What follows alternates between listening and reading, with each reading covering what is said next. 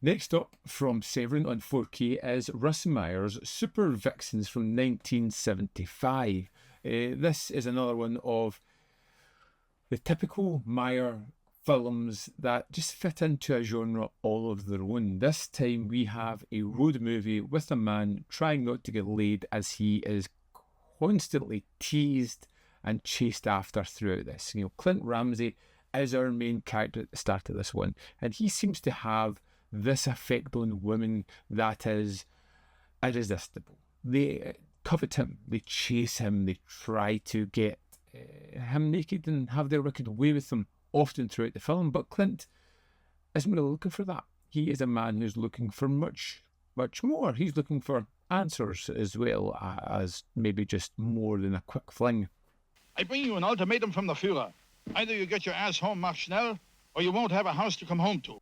You see, his girlfriend, Angel, has been murdered at the start of this one by crazed cop Harry, played by Charles Napier, who is wonderfully there's just something about this character that's just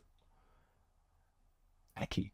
There is just something not right about him. You feel as though, even though he is a police officer, the law means nothing to him. He will do whatever he wants because that's what he gets off on. When Angel dies in a rather bloody and horrific sequence, which was a little bit different for this one because, for the most part, it feels like comedy. It feels like sexualized comedy where everybody is chasing after each other and ultimately they all end up in bed or something. But there is this tenacity and violence through this death sequence, but there is appalling. You keep waiting for it to stop, but it keeps escalating. Responsibility to the community at large. We bring you live from the United Nations General Assembly, Sir Bagot Hype of Great Britain, speaking in rebuttal to the Union of South Africa's.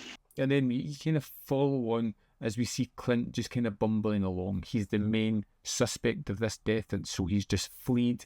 And we just kind of see him almost rinse and repeat as he falls into various situations. He will meet someone who'll give him a lift or a job or let him stay at their house, and they will have some sort of partner, daughter, something or other who is an incredibly top-heavy woman who is sexually voracious and chasing after our main character.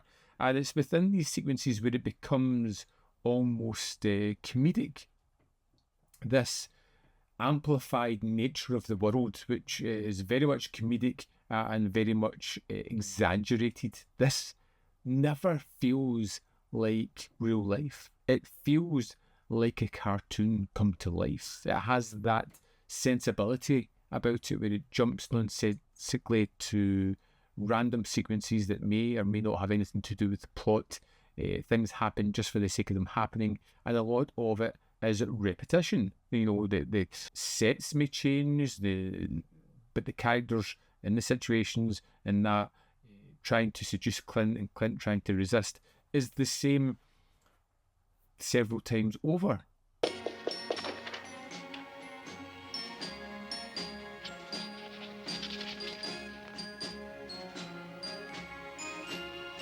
No way. Again, these characters are heightened to the nth degree. They are exaggerated. They are unrealistic. There is nothing about this film where you can sit down and attune it to the real world. It is just fantastical from start to finish. And there is something rather endearing about that. When you see these crazily shaped women who are straight off a comic page, a artistic pen, they seem almost unnatural. Their voracious sexual appetite is to the border of crazy. It's silly. It's obnoxious at times. But it's the way Meyer can reduce these sequences to hilarity, the way he kind of juxtaposes this with that violent death at the start, and how that is almost repeated with these girls, only the circumstances have changed from threatening to fun. What am I going to do?